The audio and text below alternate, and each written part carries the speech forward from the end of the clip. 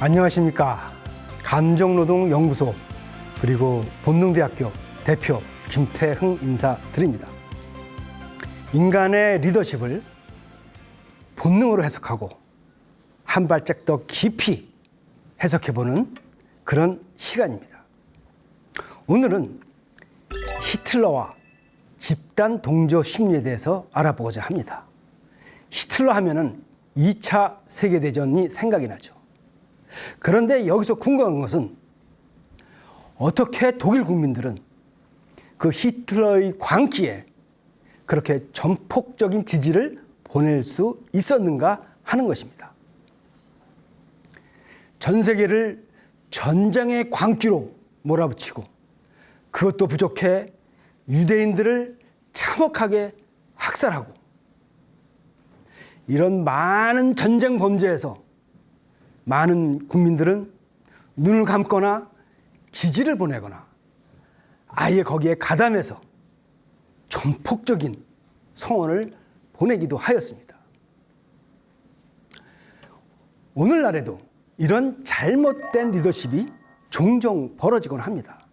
이것이 국가 단위의 대통령이나 지도자의 문제뿐만이 아니라 기업에서도 이런 일이 벌어집니다. 이런 잘못된 리더십은 도대체 어떻게 발생을 하는가? 바로 오늘의 주제입니다. 요즘 불가리스 사태로 대단히 시끄럽습니다. 심지어 최고 지도자, 최고 CEO가 사퇴를 선언하는 그런 상황까지 이르렀습니다. 그 사건의 내용은 간단합니다. 이 코로나균에 불가리스를 부었더니 코로나균이 죽었다는 것이죠. 그래서 대대적으로 이것을 발표를 하고 슈퍼에서 이 요구르트가 막 매진이 되고 난리가 났었습니다. 그런데 여러분, 사실은 이 코로나균이 유산균뿐만이 아니라 식초에도 죽고 간장에도 죽습니다. 코로나균은 소화기로 들어가는 균이 아니고 호흡기로 들어가는 균이죠. 우리가 소화기로 들어가는 균이라면 뭐 효과가 혹시 있을지 모르나 사실 코로나균은 우리가 호흡기, 기침이나 이 침이나 이런 걸로 전파되는 걸로 알려져 있습니다. 즉 불가리스는 이 호흡기와는 아무 관련이 없는 이 소화기 계통으로만 가는 그런 것이기 때문에 우리가 뭐 식초를 먹는다고 해서 간장을 먹는다고 해서 코로나균이 죽는 것은 아니죠. 문제는 뭐냐? 이렇게 간단하게 상식적으로 알고 있을 것 같은 것을 왜 거르지 못하고 대대적으로 발표를 하고 기업 자체가 위기에까지 빠졌는가 하는 것입니다. 놀랍게도 이 이야기는 이 독일의 히틀러 이야기와 아주 밀접하게 닮아 있습니다. 굉장히 궁금하시죠? 어떻게 닮은지 한번 이야기를 해보겠습니다. 먼저 이 남양유업은 얼마나 어려웠는가? 사실 인터넷으로 굉장히 유명했지만 대리점 갑질 사건. 한 영업사원이 대리점 사장에게 굉장히 심한 욕과 갑질을 한 사건이 있었습니다. 그 이후에 소비자들이 불매운동이 벌어지고 여러 가지 또 그 위에 악재들이 굉장히 많이 터졌습니다. 그러면서 남양유업하면 사실은 굉장히 1위의 그런 유업체였습니다.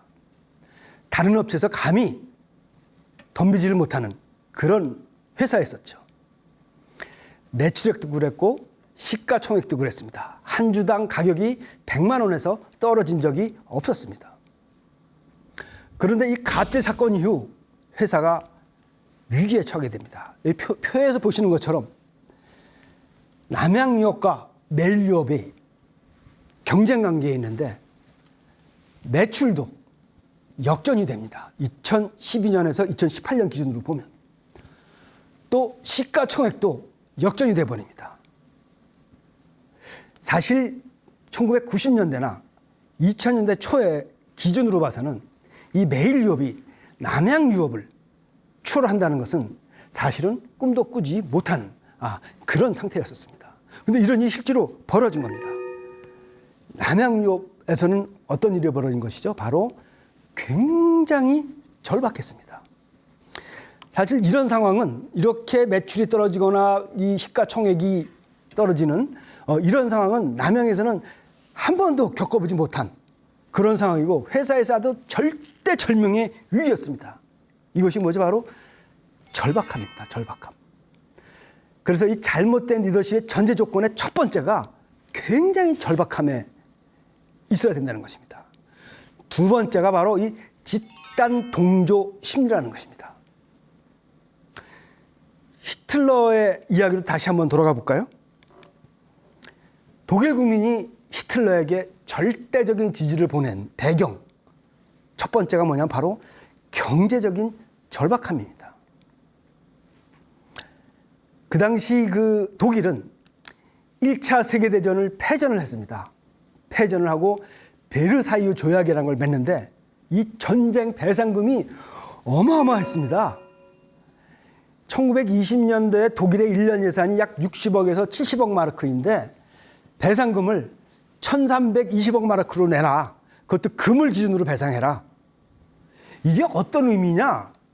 지금 현대로 해석해 보면 우리나라의 1년 예산이 지금 500조가 좀 넘습니다. 간단하게 500조라고 봤을 때 500조의 약 20배 정도. 그러니까 5천조 1경원. 예, 1경원이면 이게 동그라미가 몇 개인가요? 12개인가요? 예, 500조의 10배면 5천조. 한 1경원 정도를 배상금으로 내라는 거죠. 우리나라 국민이 20년 동안 세금 한 푼도 내지 않아도, 세금을 내면은 뭐 1인당 뭐 몇백만 원씩 받을 수 있는 그런 어마어마한 돈을 전쟁 배상금으로 이제 유럽의 승전국들이 독일에 청구를 해버렸던 겁니다. 독일 경제는 완전히 폭망을 해버리죠. 완전히 폭망을 합니다. 독일 국민이 너무너무 어려웠고 막 그냥 독일 경제가 완전히 망가져 버립니다. 그래서 독일에서 이걸 어떻게 해결했느냐. 해결하기보다는 그냥 궁여지책이죠. 궁여지책. 돈을 그냥 무진장 찍어냅니다. 돈을. 어마어마하게 찍어내요. 돈을 엄청나게 찍어내가지고 어마어마한 인플레이션. 이걸 하이퍼 인플레이션이라고 합니다. 그래서 서민 경제가 파탄이 납니다. 예를 들면은 빵 한 개가 1마르크였는데 이게 1000억 마르크까지 1000배가 뛰어버립니다. 1000배가. 그러니까 우리나라 돈으로 따지면은 지금 한 1000원짜리 빵이 100만 원이 가는 것이죠. 이 하이퍼 인플레이션.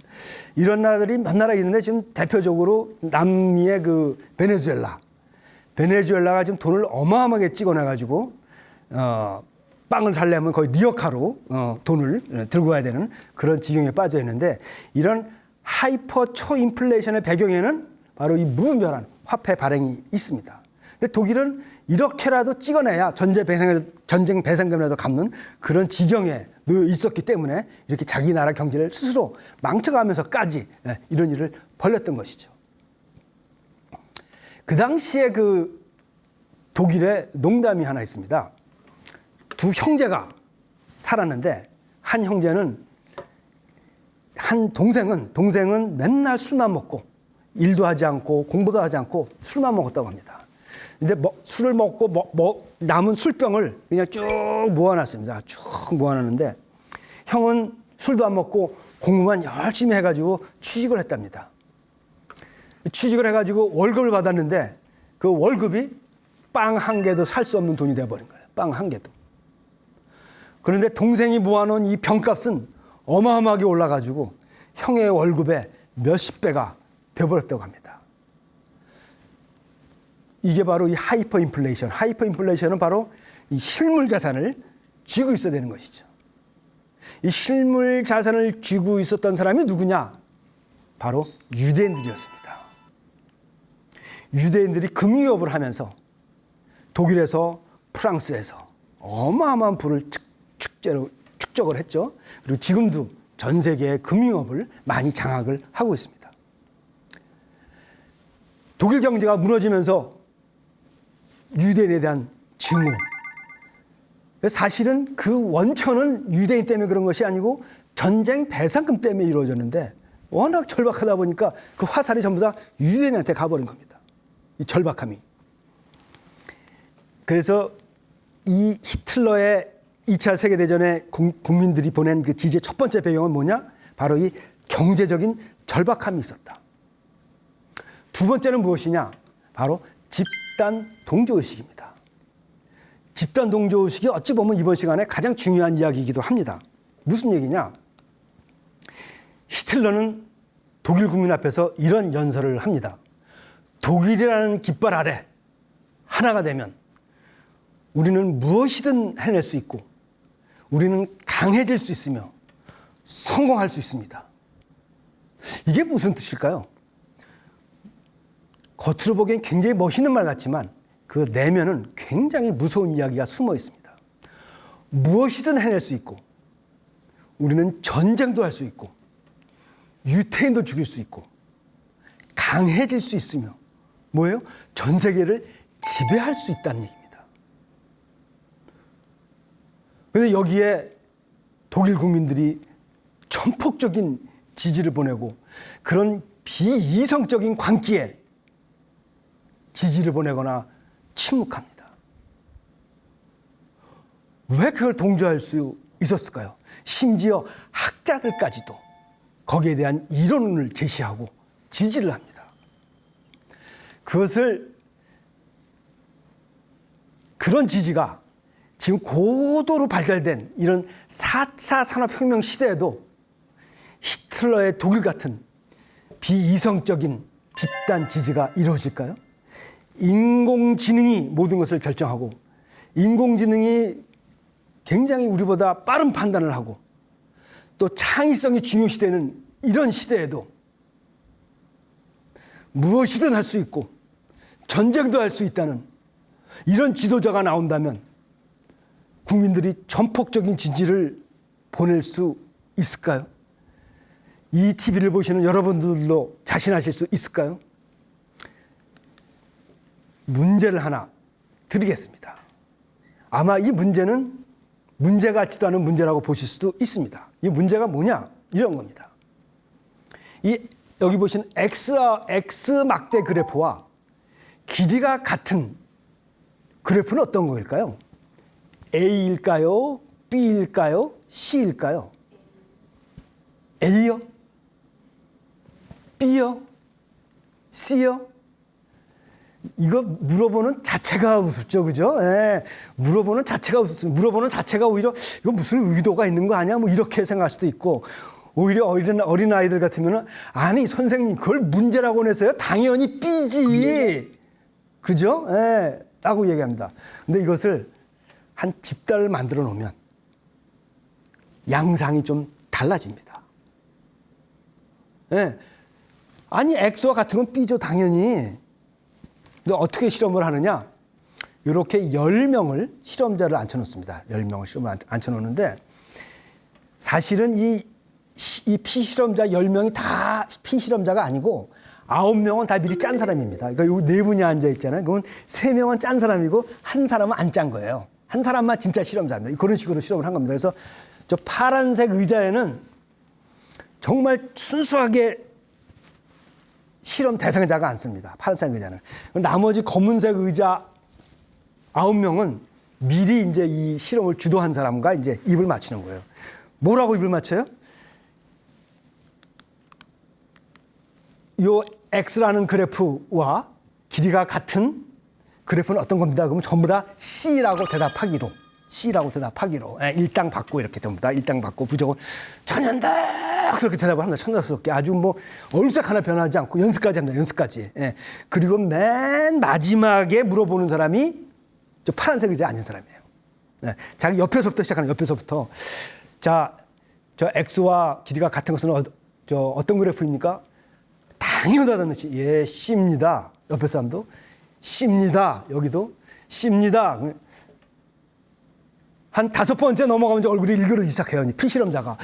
이상하네. 내가 미친 건가? 아니면 저게 무슨 다른 의도가 있는 건가? 이상하다. 이제 8번째, 9번째까지 오면 이제 그때 또 막 고민을 합니다. 나도 C라고 대답을 해야 되나? 얘 B라고 대답을 해야 되나? 뭐라고 대답을 할까? 이 피실험자는? 놀랍게도 10명 중에 6, 7명이 C, 짧은 거라고 대답을 합니다. 물론 서너 명은 그냥 B라고 대답하는 사람도 있죠. 정답을. 8명이 아무리 주장을 해도 그냥 하는 사람이 있지만 6, 7명은 C라고 대답을 합니다. 이 집단의 동조가 돼버려, 동조가. 내가 다른 대답하면 내가 이상한 사람이 되는 거 아닐까? 라고 느끼는 거죠. 이게 바로 집단 동조시입니다. 왜 이 사람들은 집단에 소속됐을 때 이런 말도 안 되는 이런 얘기에 똑같이 이렇게 갈까? 이게 뇌과학적으로 밝혀졌습니다. 황당한 이야기도 집단에 소속이 되면 진실이 되는데요. 아주 대표적인 게 종교입니다. 우리가 사이비 종교에 아주 잘 빠집니다. 예를 들면 미국에서 아주 선풍적인 인기를 끌고 있는 그런 종교 중에 하나가 안드로메다 우주인이 우리를 창조했다, 뭐 이런 종교도 있습니다. 신도가 없을 것 같죠? 많습니다. 미국의 아주 유명 연예인들이 거기 신도예요. 네, 그 안드로메다 우주인이 우리를 창조했다고 믿는 거예요. 거기에 들어가면 그거 진실이에요, 진실이. 아주 진지하게 믿습니다. 진지하게 믿어요. 그 외계인과 통신도 해요. 왜 그런가 하고 봤더니 우리가 어떤 집단에 소속되면은 이 뇌에서 반응을 하는데요. 이 사회적 고통과 신체적 고통은요, 놀랍게도 거의 비슷한 부위에서 작동을 합니다. 이 사회적 고통은 어떤 거냐? 여러 가지에서 오는데 내가 어떤 집단에서 열애가 됐을 때, 요즘 말로 왕따라 그러죠. 네, 왕따가 됐을 때 사회적 고통이 옵니다. 또 내가 서열에서 서열이 박탈됐을 때 그때 사회적 고통이 옵니다. 또 이 모든 사람이 똑같은 의견을 낼 때 나 혼자 다른 의견을 내야 될 때, 아까 파라는 의자에 앉은 사람의 경우죠. 그때 마음이 굉장히 불편해져요. 마음이 아마 그런 경험이 아마도 있으실 거예요. 이 마음이 굉장히 불편. 진리와는 상관없이 내가 이 사람을 쫓아가야 되나? 이게 바로 사회적 고통의 출발입니다. 놀랍게도 이 사회적 고통과 심리적 고통은 여기서 보시는 것처럼 이 뇌에서 거의 비슷한 부위에서 작동이 됩니다. 우리가 한 집단에서 열애되거나 한 집단에서 다른 의견을 제시해서 눈총을 받는 것은 과거에 우리 번식에 치명적인 영향을 주었습니다. 우리 인간은 동물보다도 빠르게 달리지 못합니다. 보통 동물들은 시속 30km, 40km 보통으로 달리고 치타 같은 경우는 시속 100km도 달립니다. 우리 인간은 10km, 20km 달리기도 벅찹니다, 사실은. 힘도 무진장 약합니다. 우리 인간이 침팬지보다도 굉장히 힘이 약합니다. 이빨도 신통치가 않습니다. 뭐 발톱, 손톱도 신통치가 않습니다. 그런데 어떻게 인간이 다른 동물을 다 누르고 이길 수 있었을까요? 높은 지능이 있었는데 그 지능을 만든 게 바로 우리의 집단입니다. 높은 지능이 없었다면 이 집단이 이루어지지가 않습니다. 동물과 인간의 집단의 크기가 다릅니다. 이걸 덤바 서클이라고 합니다. 덤바 서클. 인간은 이 덤바 서클이 약 150명 정도가 됩니다. 즉 옛날 석기 시대 때, 부족 시대 때는 인간은 약 한 150명 정도가 모여 살았어요. 이 150명, 100명, 150명 되는 인원이 몰려다니기 때문에 호랑이도 이길 수 있고 늑대도 이길 수 있었습니다. 원숭이의 경우에, 침팬지의 경우에는 이 서클 크기가 3, 40마리를 못 넘어요. 왜 그러냐? 이 뇌의 용적 때문에, 뇌의 크기 때문에 그렇습니다. 이렇게 모여 살 수 있을 때만 인간은 번식할 수 있습니다. 지난번 리더십 시간에 이런 말씀을 드렸습니다. 리차드 도키슨 씨가 이야기한 인간은 유전자 보존을 위해 맹목적으로 프로그램된 로봇 기계이다. 인간도 유전자 번식을 위해서 무의식적으로 행동을 하거나 결정을 한다는 것입니다. 그 중에 하나 중요한 게 지난번 시간에 서열을 말씀드렸다면 이번 시간은 바로 집단을 말씀드릴 수 있습니다. 나의 의지, 나의 이성이 아니라 나의 본능이 이 집단에서 벗어나지 않도록 한다는 것입니다. 그것이 과거에 우리의 번식에 유리하게 작동을 하고 바로 유전자 보존을 위해서 유리하게 작동을 했기 때문에 맹목적으로 프로그램 되었다는 것입니다. 어떻게 맹목적으로 프로그램 되었어요? 이렇게 고통을 주도록. 그러니까 8명이 9명이 그 짧은 게 답이라고 얘기하면 나는 그 다른 답을 낼 때 나한테 무슨 고통이 와요. 마음이 불편해. 야, 이거 다른 의도가 있는 거 아니냐 이러면서 이성은 자꾸만 딴 생각을 합니다. 이거 불편해. 결국엔 10명 중에 6, 7명이 C라고 대답을 한다는 거예요. 이게 바로 집단 동료 심리입니다. 황당한 마케팅도 집단에 소속되면은 이게 진실이 됩니다. 왜냐하면 인간은 이 집단에 소속됐을 때 번식에 유리했던 그런 본능이 있기 때문에 그렇습니다. 아까 종교 얘기를 드렸지만 이게 사실은 과거의 독일의 이야기뿐만이 아니라 많은 기업에서 벌어지고 있는 그런 일입니다. 잘못된 리더십의 전제 조건이 두 가지입니다. 첫 번째가 절박함이 있었다. 독일 국민의 그 말도 안 되는 하이퍼 인플레이션. 그리고 그 증거를 전부 다 유태인한테 보내는 그런 굉장한 절박함. 두 번째, 독일이라는 나라의 집단. 모든 사람이 다 히틀러를 지지하고 모든 사람이 다 히틀러의 방향이 옳다고 얘기하는데 나 혼자만 아니야 라고 했을 때 그 고통이 온다는 거죠. 그랬을 때 인간은 뭐예요? 번식의 본능에서 제외되기 때문에 나도 알지 못하는 그런 무식에서 집단에 동조할 수밖에 없다는 것입니다. 여기에서 보면 이 남양유업 사태를 알 수가 있습니다. 그 실험이 우리가 간단하게 보면 금방 이해가 되는 이 호흡기 질환에 여기에 무슨 직접 이 소화기 계통의 실험을 하면은 안 되는 이런 간단한 상식도 워낙 절박했어요, 남양이. 그 아까 말씀드린 대리적 가출 사건뿐만 아니라 계속 나쁜 뉴스가 남양을 코너로 몰아넣습니다. 최근까지도. 그러면서 아주 절박한 상황에 빠지면서 이 절박함이라는 것은 전두엽을 마비시키는 코티졸이라는 호르몬을 많이 만들어냅니다.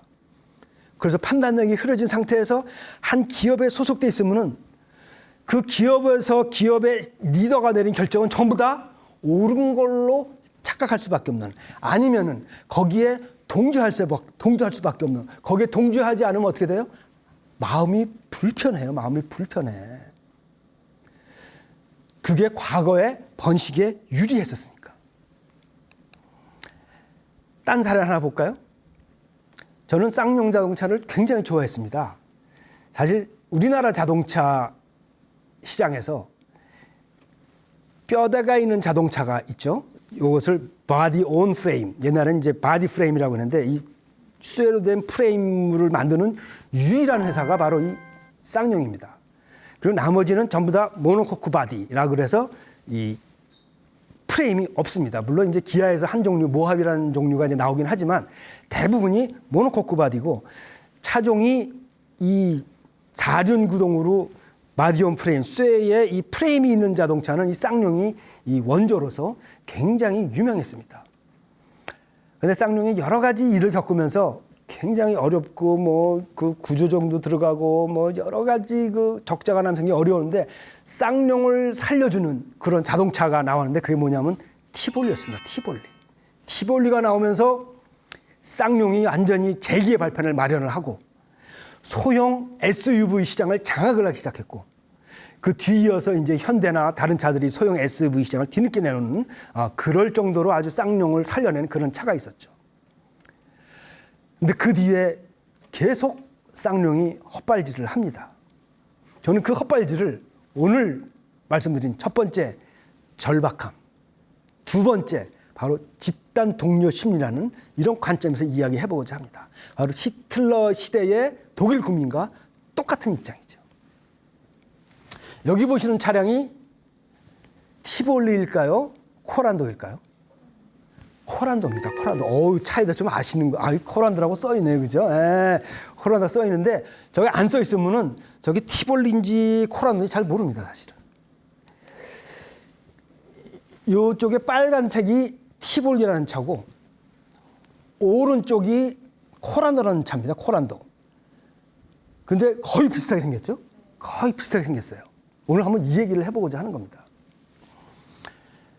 이 티볼리는 소형 SUV로서 타겟이 여성분들이 많이 찾는 굉장히 디자인이 현대적이고 심플하고 감각적이어서 여성들한테 인기가 많았어요. 그래서 빨간색도 많이 팔리고 한색도 많이 팔리는 그런 도심에서 굴러가는 그런 SUV 차로서 아주 인기가 높았습니다.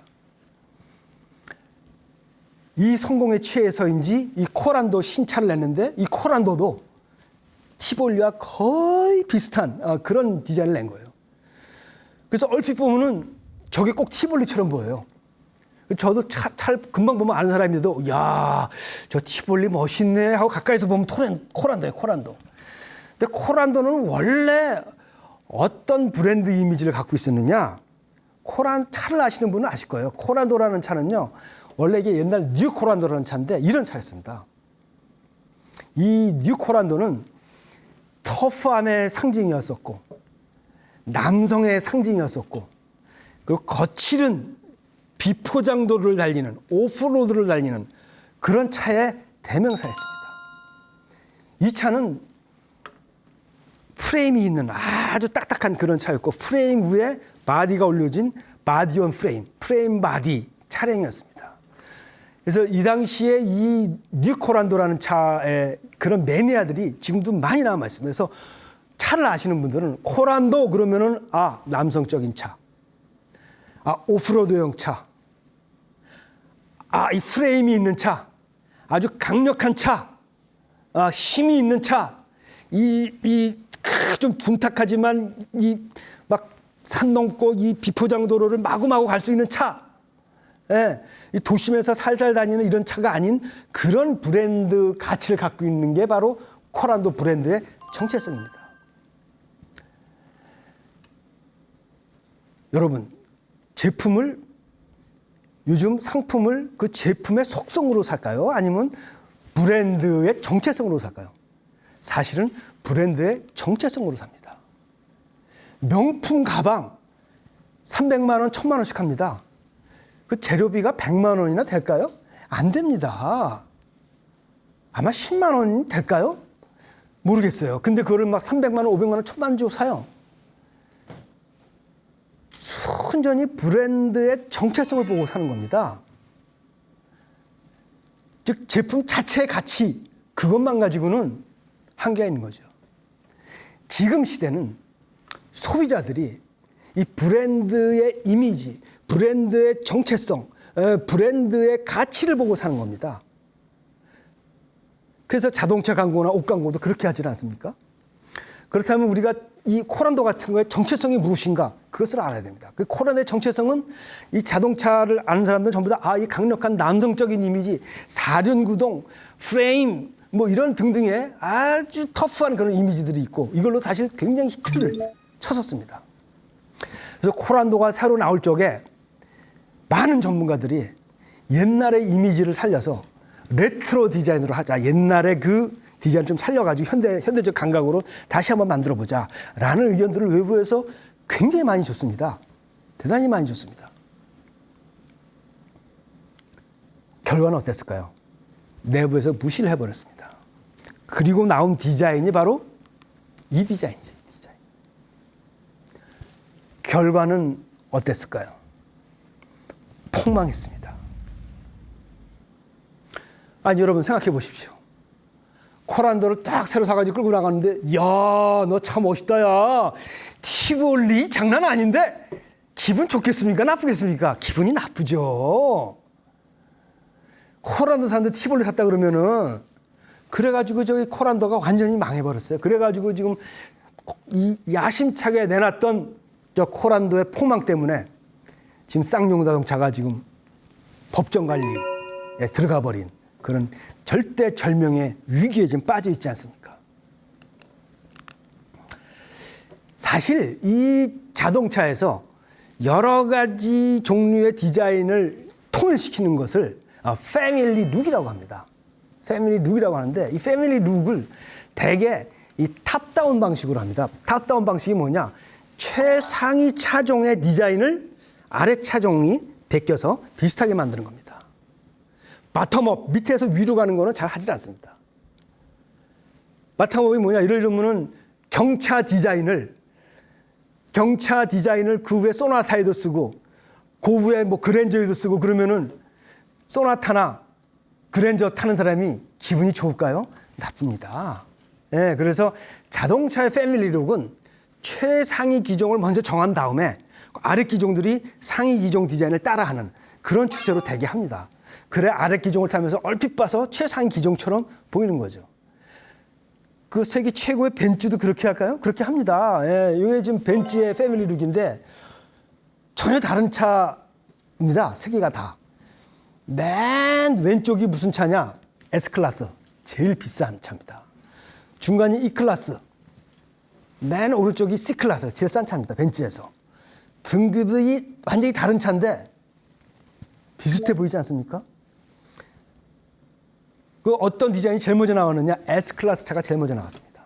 S클래스가. 그래서 S클래스 차를 먼저 만들고 나서 E클래스, C클래스를 만듭니다. 그리고 쫙 팔아먹은 다음에 그 다음에 S클래스 차를 또 바꿉니다. 그리고 밑에 걸 하고. 예, 그래서 언제나 S클래스의 새로운 디자인, 새로운 기능을 집어넣고 그 다음에 밑에 기종들 걸 따라하게 합니다. 그래 밑에 거 타는 사람도 나도 S클래스 비슷해라고 하는 거죠. 우리나라에 잘 나가는 여러 가지 차종들 제네시스도 마찬가지입니다. 최상위 기종의 여러 가지 편의장치나 디자인이나 이런 것을 만들어 놓고 그것을 패밀리룩으로 쭉 가져갑니다. 그걸 만약에 소나타 디자인을 제네시스에 가져왔다. 이거는 완전 폭망의 지름길이죠. 그런 관점에서 봤을 때 이 쌍용 자동차의 코란도는 위에서 밑으로 내려온 탑다운 방식이 아니고 바텀업, 밑에의 티볼리 디자인을 위로 가져간 바텀업 방식이었던 것입니다. 왜 그랬느냐? 첫 번째, 굉장히 절박했습니다. 쌍용은. 몇 년째 티볼리 이후에 여러 회사에서 막 경쟁 제품을 내면서 티볼리가 점점 밀기 시작하고 그 뒤에 또 최상위 차종 렉스턴이라는 차를 내놨는데 그것도 티볼리와 디자인이 비슷한 데다가 경쟁 차종이 많이 나오면서 그것도 시들해지고 결정적으로 코란도에 엄청난 기대를 걸었는데 이렇게 폭망한 것이죠. 코란도 나오기 직전에 쌍용이 굉장히 절박했습니다. 매출이나 여러 가지에서. 렉스턴도 많은 기대를 걸었는데 그게 잘 나가지 못했고. 그래서 외부의 많은 전문가들이 옛날에 이 코란도의 이 브랜드 정체성, 이 강력함, 남성다움, 하드함 이런 걸로 가야 된다. 최초의 그 당신네들이 내놨던 그 자동차 쇼에서의 그 레트로 디자인, 옛날에 이 레트로 디자인 그걸로 해라라고 외부에서 많은 얘기를 했지만 쌍용에서는 귀를 막고 눈을 막았습니다. 아마 쌍용 내부에서는 이런 결정에 대해서 바로 어떤 심리, 집단 동조 심리가 일어났던 것이죠. 만약 그 의견에 반대를 하면은 어디가 아파요? 마음이 아파요. 왜? 그것이 우리의 번식에 굉장히 지장을 주는 거였기 때문에 그렇습니다. 이것이 바로 그 자동차 패밀리의 탑다운 버텀업 전략으로 본 이 쌍용 자동차의 절박함과 집단 동조 심리 이야기였습니다. 여러분, 다음 중 X와 길이가 같은 것은 어떤 것입니까? 이제 여러분은 자신 있게 B라고 얘기할 수 있을까요? 얘기할 수 없습니다. 우리가 어떤 집단에 소속됐을 때, 어떤 집단에서 어떤 결정을 내렸을 때, 한편으로는 아닌 것 같은데 하면서 거기에 반대되는 의견을 내는 순간 어디가 아파요? 나의 마음이 아파요. 불편해져요. 그것은 과거에 우리가 번식을 했을 때 이 집단에서 벗어나면 안 되기 때문에 그 집단에 소속돼야 되는 그런 본능이 숨어 있던 것입니다. 이것이 바로 집단 동조 심리의 핵심입니다. 진정한 리더십은 무엇이냐? 저는 감히 주장합니다. 절박한 상황일수록 이 황당한 집단 동조를 혁파하는 것입니다. 정통의 마케팅 방법이 많이 있고 정통의 길이 많이 있습니다. 그러나 이것을 이겨내지 못하고 올바른 전략을 찾아내지 못하면 우리는 집단 동조에 같이 갈 수밖에 없는 것입니다. 여기에 아주 중요한 이야기는 바로 인간은 번식하는 동물에 불과하고 이 리더십이 잘못하면 번식의 본능에 침해당할 수밖에 없는 그런 것이라고 볼 수밖에 없는 것입니다. 사실 많은 기업들이 리더십 이야기하지만 회사가 어려울 때 잘못된 판단, 잘못된 결정 이런 것을 하고 그것이 잘못된 판단, 잘못된 결정인지 모르거나 아니면 그것에 대해서 전부 다 동조해버리는 그런 현상이 비일비재하게 일어납니다. 히틀러가 2차 세계대전을 일으키고 독일 국민들의 정신을 마비시켰던 것은 바로 두 가지, 절박한 상황과 집단 동조 심리라고 말씀드릴 수 있습니다. 사실은 이런 것들이 현대의 많은 회사들이 벌어지고 있는데 삼성도 마찬가지고 LG도 마찬가지고 미국의 많은 회사들이 마찬가지입니다. 마이크로소프트사 같은 회사 경우에 많은 직원들이 반대를 했지만 황당한 결정을 하는 경우가 많이 있었습니다. 이미 구글의 검색 엔진이 전 세계를 지배하고 있는데 새로운 검색 엔진 빙이라는 것을 내놨습니다. 왜 그랬느냐? 마이크로소프트사는 굉장히 절박했습니다. 마이크로소프트사는 그 전에 빌 게이츠가 CEO일 적에는 전 세계 PC 시장을 지배하고 있었습니다. 모든 PC는 전부 다 마이크로소프트사의 윈도우즈를 깔고 있었죠. 그런데 구글이 나타나면서 세상이 바뀌기 시작합니다. 스마트폰에는 마이크로소프트웨어는 온데간데 없고 구글의 안드로이드가 깔리기 시작하고 구글의 안드로이드는 필수적으로 구글 검색창이 들어갑니다. 그리고 전 세계의 검색은 구글이 지배하기 시작합니다. 우리나라를 제외하고는 전 세계 검색 시장은 거의 구글이 완전히 장악을 했습니다. 마이크로소프트는 굉장히 절박했습니다. 또 그런 정도가 아닙니다. 구글에서도 크롬이라는 그런 프로그램을 만들어서 전 세계의 브라우저 시장을 장악하기 시작했습니다. 마이크로소프트는 굉장히 절박했습니다. 이 절박한 상황일 때 무엇이 일어나느냐? 집단 동조 심리가 일어납니다. 이 빙이라는 이 소프트웨어는 사실 구글의 검색에 비해서 별로 특별할 게 없었고 탁월한 게 없었고 차별화되는 점이 없었습니다. 창의성 있는 그런 내용이 전혀 없었습니다. 그런데도 불구하고 위에서 결정을 하니까 밑에서 따라갈 수밖에 없는 그런 집단 동조 심리가 일어났습니다. 이것은 그 지난번 시간에 말씀드린 하드 리더십과 소프트 리더십과도 아주 연결이 되는데 그 당시 마이크로소프트는 하드 리더십으로 대표되는 스택 랭킹이라는 인사제도로서 직원들의 이 사기를 꺾고 창의성을 말살시키는 그런 인사제도를 채택했다고 말씀을 드렸습니다. 스택 랭킹은 아주 잔혹한 인사제도로서 상위 20%는 굉장한 보너스와 스톡 옵션을 주고 70%는 보통 월급을 주고 10%는 잘라버리는 그런 가혹한 인사제도이고 이것은 회사를 서열을 만들어버려서 창의성을 말살시키는 그런 제도입니다. 창의성만 말살시키는 것이 아니라 인간의 전두엽도 마비되어 버린 것이죠. 그런데 인간의 전두엽은 이성과 창의성을 만드는 부분인데 이 부분이 마비되면 인간은 개돼지와 다를 바가 없고 동물과 다를 바가 없습니다. 인간의 뇌는 3중 구조로 되어 있는데 맨 안쪽에 뇌간, 바로 파충류의 뇌라는 부분이 있고 파충류의 뇌라는 부분이 있고 그 바깥에 변연계라는 부분이 있다라고 지난번에 말씀을 드렸습니다. 이 변연계가 바로 인간의 본능, 지금 말씀드린 집단 동조 심리, 이게 바로 이 변연계에서 일어납니다.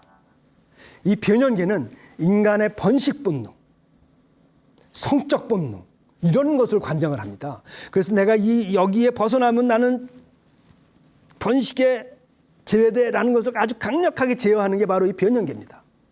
아까 전에 고통을 느끼는 부위, 이게 바로 변연계에서 일어나는 겁니다. 변연계에서. 포유류의 뇌라는 별명을 가지고 있죠.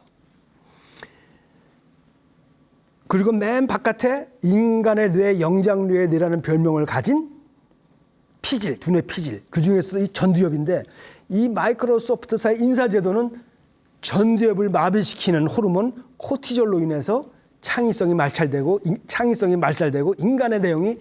인간의 이성이 말살되는 그런 회사의 분위기가 만연해 있다고 말씀을 드렸습니다. 이럴 때 뭐예요? 바로 집단 동조 심리도 아주 쉽게 일어납니다. 회사는 절박하고 전체는 다 마비돼 버리고 이럴 때 옳지 않은 결정이 일어나는 것이죠. 그러니까 위에서 빙 이거 좋은 거야. 지금 세계에서 빙의 점유율이 어떻습니까? 형편없습니다. 형편없습니다. 지금 마이크로소프트의 여러 가지 브라우저 점유율이 어떻습니까? 형편없습니다. 즉 마이크로소프트의 그 지나간 10년은 진정한 리더십이라고 볼 수가 없고 절박한 상황에 처했을 때 오히려 직원들을 황당한 상태로 몰아놓고 집단 동조 심리로 몰아갈 수밖에 없는 그런 상태가 아니었나. 저는 감히 이런 주장을 합니다. 우리나라 기업에서도 이런 경우가 많이 있습니다. 기업이 절박하면 절박할수록 리더는 일방적으로 끌어가고 일방적으로 지시하고 일방적으로 통제하려는 그런 경향이 아주 강해집니다. 일방적으로 통제하고 일방적으로 지시하면 어떻게 됩니까? 인간의 심리적 서열이 떨어집니다. 서열이 낮은 개체는 통제를 당하고 관리를 당합니다. 과거에는 이 서열이 낮은 개체들이 바로 통제를 당하고 관리를 당했죠. 현대에서는 아주 절박한 회사들의 직원들이 그런 상태에 빠집니다. 즉 절박한 회사의 직원들은 아주 그런 그 통제와 간섭 속에서 전두엽을 마비시키는 무시무시한 호르몬 코티졸 상태에 있다라고 보시면 됩니다. 그런 상태에서는 인간은 본능이 우선되고 인간의 이성과 창의성은 뒤로 가는 것입니다. 그래서 저는 감히 주장을 합니다. 이 하드 리더십과 소프트 리더십은 오늘 말씀드리는 이 집단 동조 심리와 아주 밀접하게 연관이 되어 있고 인간의 뇌구조와 더 밀접하게 연관이 되어 있다. 이것은 한 발 더 들어가면 인간의 본능과 연결이 되어 있는데 그 본능은 무엇이냐? 인간은 유전자 보존을 위해 맹목적으로 프로그램된 로봇 기계라는 것입니다. 맹목적으로 프로그램되었다는 의미가 무엇이냐? 바로 프로이드가 얘기한 무의식의 세계를 의미하는 것입니다. 무의식은 내가 의식하지 않아도 나도 모르게 행동하는 것이라고 얘기하죠. 근데 프로이드는 사실 그것을 너무 성적인 걸로만 리비도라고 하죠. 너무 성적인 걸로만 표현을 해서 사실 현대 심리학이 많은 비판을 받았는데 현대 심리학이 오면서 특히 이 진화 심리학이나 생물학적으로 오면서 이 무의식의 세계가 바로 인간의 본능, 그중에서도 번식 본능으로 많이 해석을 하는 경향이 생겨났습니다. 그중에서도 바로 이 서열 본능과 이 집단 동조 심리는 리더십에서 아주 중요하게 바라봐야 될 것입니다. 저는 감히 주장을 합니다. 이제 더 이상 리더십은 인간의 이성에만 대고 이야기할 것이 아닙니다. 인간의 이성에 대고 이렇게 하자 저렇게 하자, 밝고 긍정적으로 살아라, 셀프 리더십으로 살아라, 리더십은 이런 것이다. 이것을 한번 뒤집으면 어떻게 보면 강요와 통제일 수가 있습니다. 이것이 잘 되면 셀프 리더십이지만 위에서 강요를 한다면 이것은 하드 리더십이고 인간을 집단 동조로 몰아넣는 그런 리더십이 될 것입니다. 저는 감히 주장을 합니다. 이제 훌륭한 리더가 되려면 인간의 이성도 이해해야 되겠지만 인간의 본능을 좀 더 잘 이해해야 되지 않을까요? 인간의 본능을 이해하는 집단 동조 심리, 히틀러와 여러 가지 기업의 사례로서 알아봤습니다. 오늘 여기까지 하겠습니다. 감사합니다.